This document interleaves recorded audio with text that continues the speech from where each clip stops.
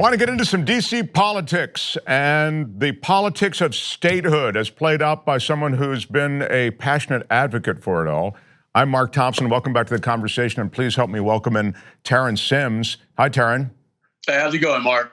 I'm very well, sir. You're somebody who has an activism in his background and successful activism, and you've really taken on something that I think is super tough, which is the notion of statehood for Washington, D.C.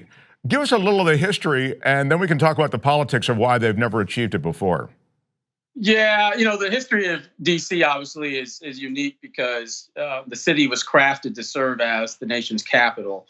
Up until 1967, let's start with 1967 and go back. So in 1967, President Lyndon Johnson decided to reconstitute, lack of a better word, how DC city government was structured. Because up until that point, the mayor of DC was always a presidential appointee, and there was like a board of governors that the president would also select. And the mayor of DC was really more of a ceremonial honorarium type position. So if VIPs like kings, queens, presidents, prime ministers of other countries would come visit DC, the mayor of DC was the one who served as the official host.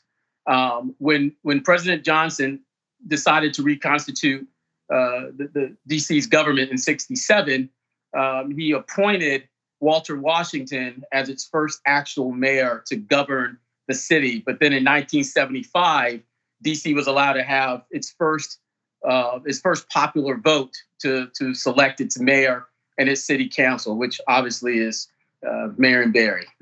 Yeah, that was, it is what it was. But it is weird, even as you go through the history, to think, wow, it was 1975 before there was really a vote for a mayor there? That's correct. That's correct. Yeah, it's funny, right? I mean, because DC, how it was then is totally different than how we see it today, especially, with the global war on terror, with all the, people who've moved to DC since the towers fell in 2001.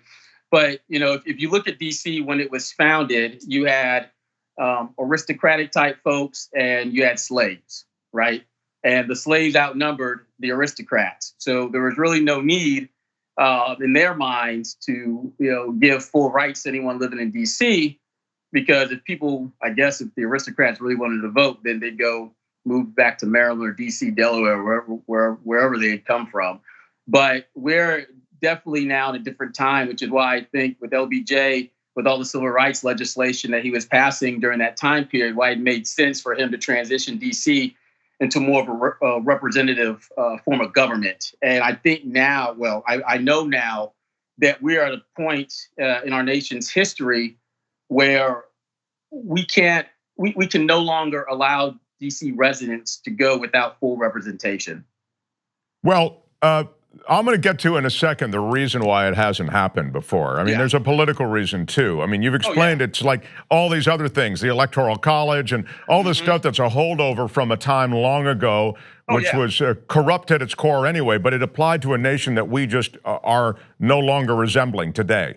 But this incredible thing happened, and that is that the House committee passed a DC statehood bill. I mean, it seems to be finally getting some movement. What happened? I think, as I stated before, I think just the times have caused Democratic leaders to realize that they hadn't been doing the right things decades ago.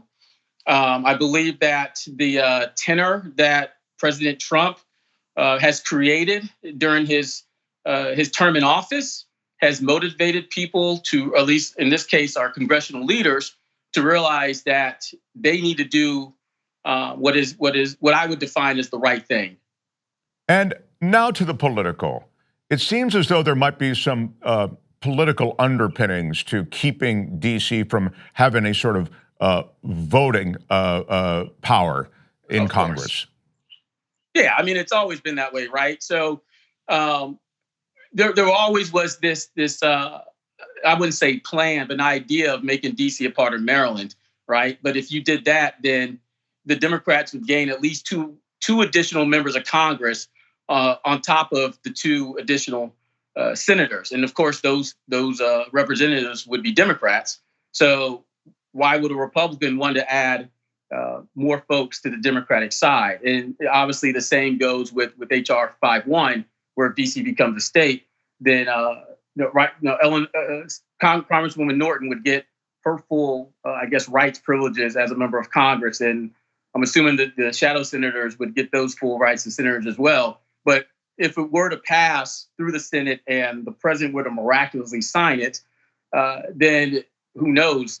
DC may get 2 or 3 members of Congress. So the pushback is party politics. The Republicans don't want to lose any more power. I mean, it's the same reason that we sit here with Puerto Rico, for example, without having any voting power. And without a vote, you have no real power. But the reason I'm so intrigued by this is it does seem as though this conversation that we're having about this, and as you suggest, the demography of the nation's capital has changed. The conversation seems to have changed, but the politics, that part of the equation seems as though it's the same. Yeah, same story. People don't like to give up power without a fight, and DC residents and their leaders are going to have to keep fighting if they want to get their full constitutional rights.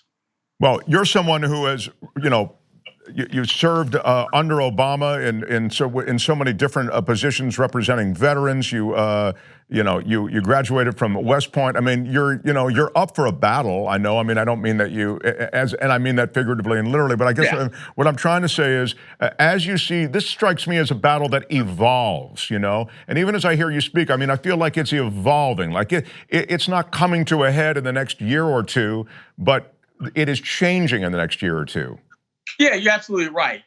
I know that there were members of Congress like Jim Moran, for instance, who pretty much had always been in favor of DC statehood. Like the more progressive, liberal members of Congress on the Democratic side were always supportive. And now we're getting to the point where the moderates are supportive as well. And like you said, sadly, it'll take a little more time.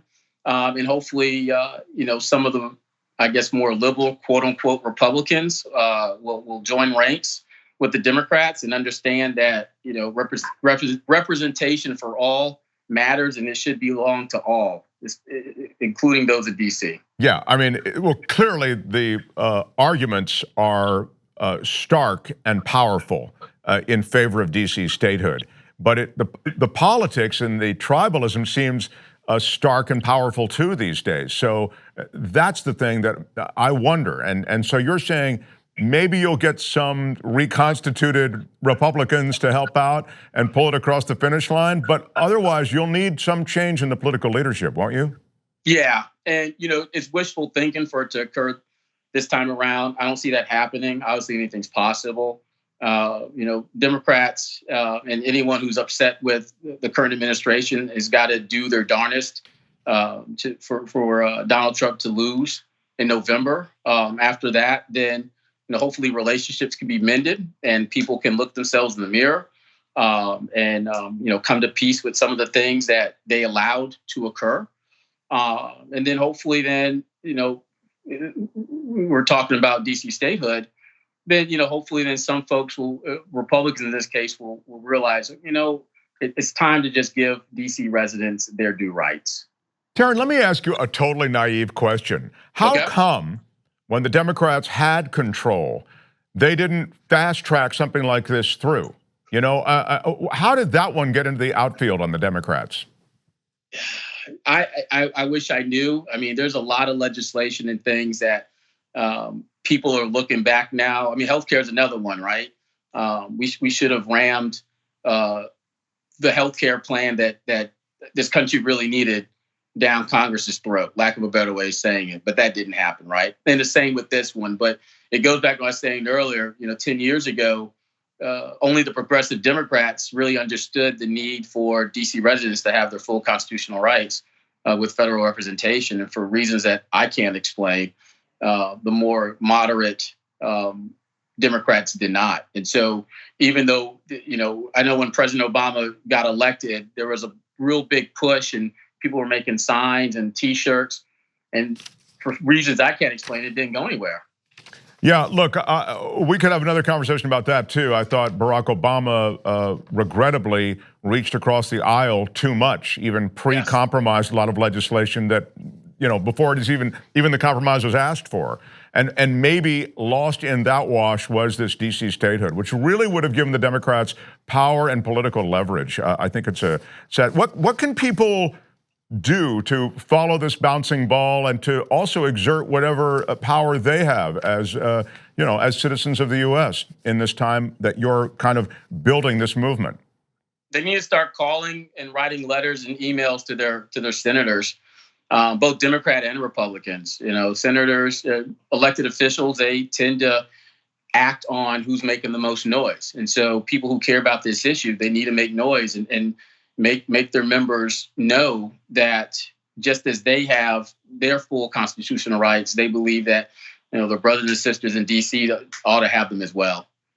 That's good stuff. It is important to keep that visibility, I suspect. I mean, this issue has to stay visible. So I love that idea of calling and contacting senators and congresspeople. Hey, Terrence Sims, enjoyed talking to you about this. I'll look forward to another conversation about some other stuff the next time, but thank you. Sounds good, Mark. Yeah, take care. Thanks for watching The Young Turks. Really appreciate it. Another way to show support is through YouTube memberships. You'll get to interact with us more. There's live chat emojis, badges. You've got emojis of me, Anna, John, JR. So those are super fun. But you also get playback of our exclusive member-only shows and specials right after they air. So all of that, all you gotta do is click that join button right underneath the video. Thank you.